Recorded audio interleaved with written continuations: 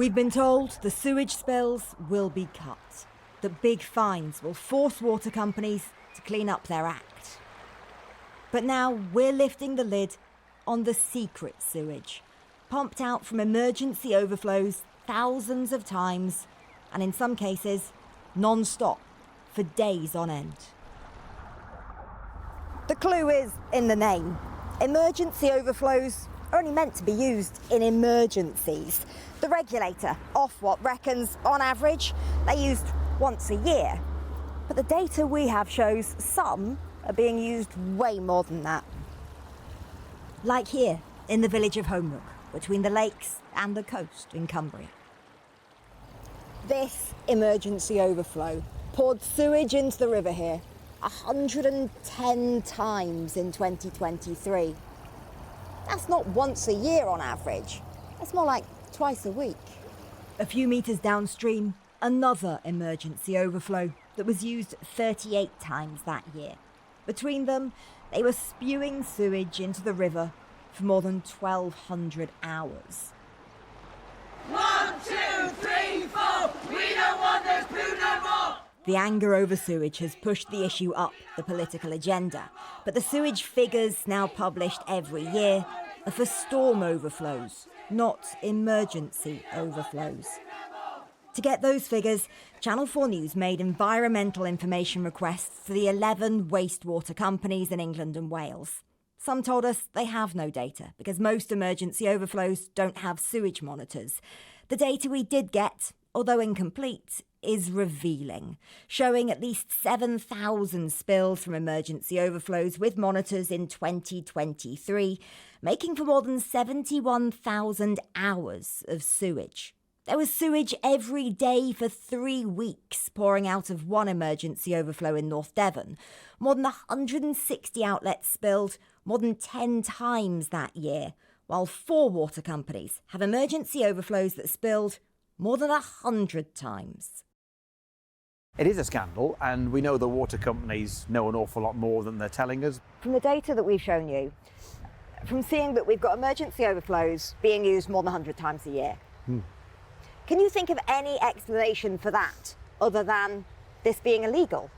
Well, I think it is illegal, but if you're allowing 100 emergency outflows to happen in a given year, that's not down to a single technical glitch. That's down to habitual failure, and it would be down to, and it could only be happening if those in charge of the water company are complacent about it and think that they're in no position to worry about fines or any other kind of action being taken against them. There is a sense of impunity, or at least that whatever penalties might be charged the water companies are not greater than the benefits to the water companies of doing nothing.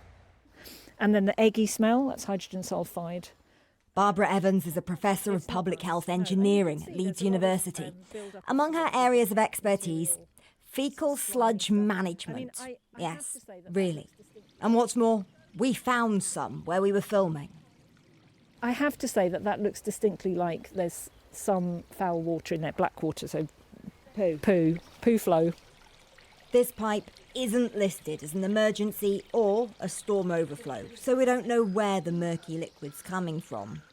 But on the data, on how often some emergency outlets are being used, this infrastructure expert says it all points to a need for more investment and more enforcement. Fundamentally, you get to a point where you can't any longer solve the problem by just making incremental changes to the system. So, an obvious thing to say is, well, the pumping station isn't quite big enough, let's put in one more pump. But if you put in additional pumps, you're then pumping a lot more wastewater to the treatment plant. So if we just keep sort of bolting on additional bits of the same system, we're always going to come up against this capacity problem. So we're trying to fix what I think has become a fairly structural problem with sticking plaster, essentially. No easy answers then, but also to fix a problem, you have to understand it. And right now, there's a data gap with most emergency overflows unmonitored. That is due to change, and Ofwat says the hundreds of millions being spent on installing monitors to all emergency overflows will mean more oversight. I'll hold it down for you. Oh, thank you. Back in Cumbria, I'm with the sewage campaigner Matt Staniak, who's been taking on the local water company over sewage spills in the Lake District. We're a stone's throw away from Beatrix Potter's house. Beatrix Potter just lived up the road at Hilltop. The likelihood is that she was inspired by this river to write her tales, of Jeremy Fisher and things like that. I think she'd be rolling in her grave if she saw some of this stuff. It's horrendous. The water, not the only thing lacking transparency, he says, with too many unknowns and not enough consequences for the water companies. You can see the direct result of it here in front of us. That is a direct result of lack and failure of regulation, and also that prioritisation of a private company to its shareholders over the environmental protection of the Lake District. What now? According to the water companies, will be an unprecedented investment of billions, which they say will make a difference and give us cleaner water. In a statement, Water UK said emergency overflows are an important part of the system, and some, operating as storm overflows, were likely permitted incorrectly. But with the data we have, with outlets meant to be used almost never spilling so often, already some are saying this is another sewage scandal. Claire Fallon reporting. Well, earlier I spoke to the Environment Secretary, Steve Reed, and began by asking him if he thought that the seemingly routine use of emergency overflows by water companies across the country was illegal. As I understand it, yes, it is. Now, we've got a catastrophe in our waterways because we have record levels of sewage being pumped out under the last Conservative government, and they stood back and took no action. Within months of the election, we'd passed a water special measures bill that will give the regulator the power they need to ban the payment of those undeserved multi-million-pound bonuses to water company executives. Polluting water bosses will face personal criminal liability, which will focus their minds on stopping these outflows. But it also mandates compulsory monitoring of emergency overflows of the kind that your investigation is looking into, so that we and campaigners and the public will know within 1 hour exactly what is coming out of those overflows, and then appropriate prosecution and action can follow. That sounds quite convincing, but let's just try and unwrap that a little bit. So just to be clear, if the executive of a water company is seen to have allowed emergency overflows to continue, and in some cases they've happened hundreds of times in particular outlets, that executive will be charged with a crime, will be held criminally liable.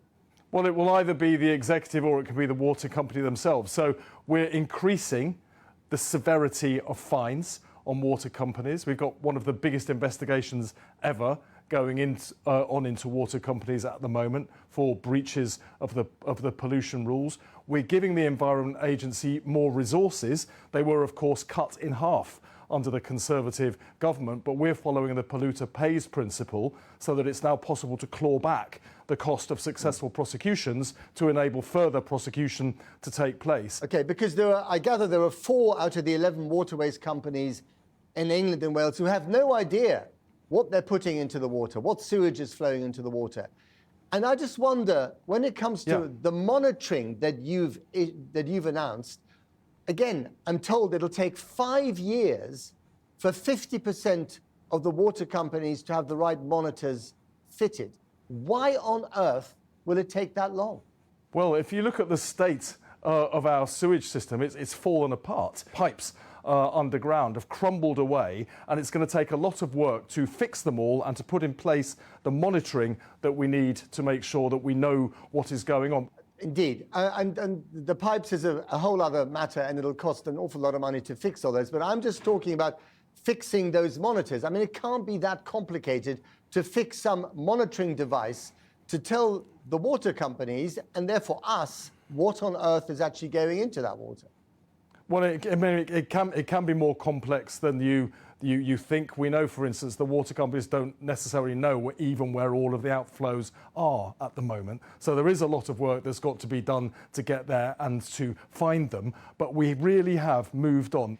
Wasn't the privatisation of the water companies a big mistake in the first place? Because you're dealing with virtual monopolies for the consumer, and they should just be nationalised, some people would argue.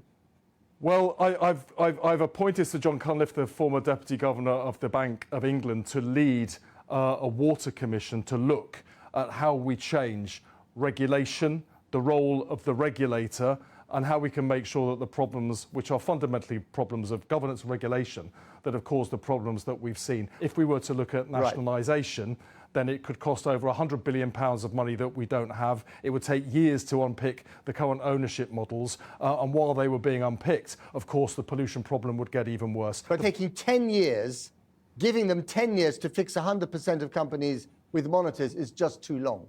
Well, over the next 5 years, we're going to see a reduction in pollution of around 45%. That is a dramatic reduction, given that only last year, the last year of the Conservative government, we had record levels of sewage pouring into our rivers, lakes and seas. Steve Reed, thanks very much for your time. It's my pleasure.